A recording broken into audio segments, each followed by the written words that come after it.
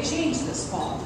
So I'll tell some of you, I want to thank the Brown County Republicans, first of all, for having us here tonight. This is wonderful. And I see a lot of new faces, so I'll give you some background on me, in case you haven't heard it throughout this campaign so far. But I grew up in Hamlin County on a farm and ranch by a little town called Hazel, which is very small. But from the time I was a young girl, I knew that what I wanted to do was to grow up and farm with my dad.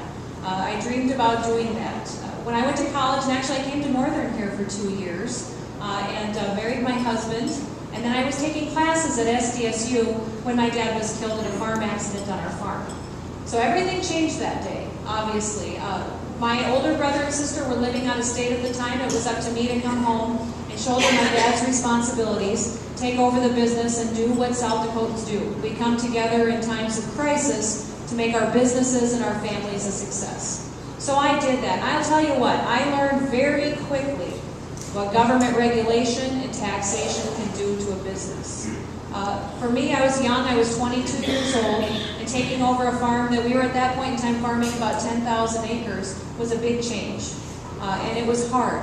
And then we had the federal government who told us that even though I lost my dad at age 49, which was very early and young and something we weren't prepared for, but tell us that we owed them tens of thousands of dollars in estate taxes. It really made me sit up and take notice and recognize what government can do to small businesses and farms and ranches here in South Dakota.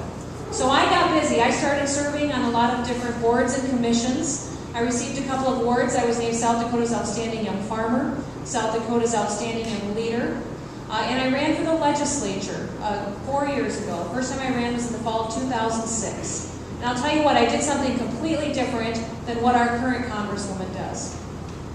I believe that if you're going to go and represent people, you need to work to be as effective as you possibly can. And I didn't go to Pierre just to vote. I went there to be a leader for my district. And our Congresswoman hasn't done that. I think we saw that on this health care bill.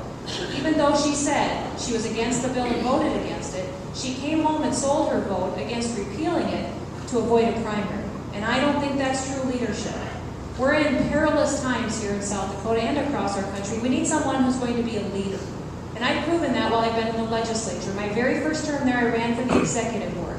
And I was elected to that by my caucus members. Second term, I ran for the assistant majority leader position, and they also honored me by electing me to that. So the last 2 years, I've served as the assistant majority leader in the House. I've carried some really important legislation and worked on a lot of it across the last 4 years. But I want to talk to you specifically about 2 different bills that I sponsored this year, because I think it'll tell you a lot about me if you don't know me already. The first bill that I carried was called the Firearms Freedom Act.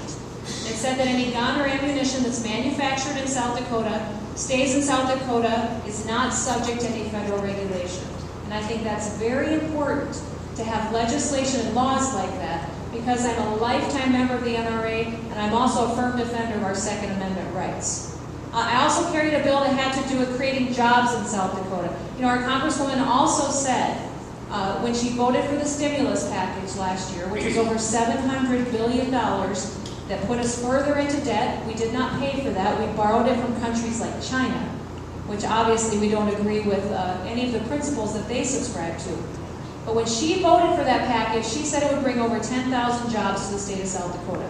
And instead, we've lost over 8,000. I'll tell you how I create jobs. I carried a bill this year that had to do with wind development. We had statutes on our books that said if it took you longer than 5 years to build a wind farm in South Dakota, you couldn't build one.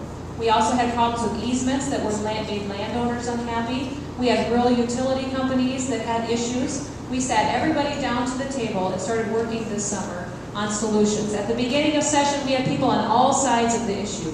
But I ended up sponsoring a bill that passed the House and the Senate unanimously, and it also fixed a lot of the situations we have. I'll tell you why this is important. It's important because we now have a wind developer that's coming to the state that would like to build a project that can cover 5 counties, be a $15 billion project, and create up to 3,000 jobs for the state of South Dakota. That's the kind of solutions that we need in Washington, D.C.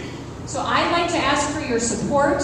I believe I provide everything that South Dakotans are asking for this fall. We need someone who has leadership, who has experience, not just in the legislature, but also running businesses in the state. And also we need a South Dakotan, someone who's grown up here, who stayed here to run businesses and is raising their family here. None of that's going to change if you choose to support me to be your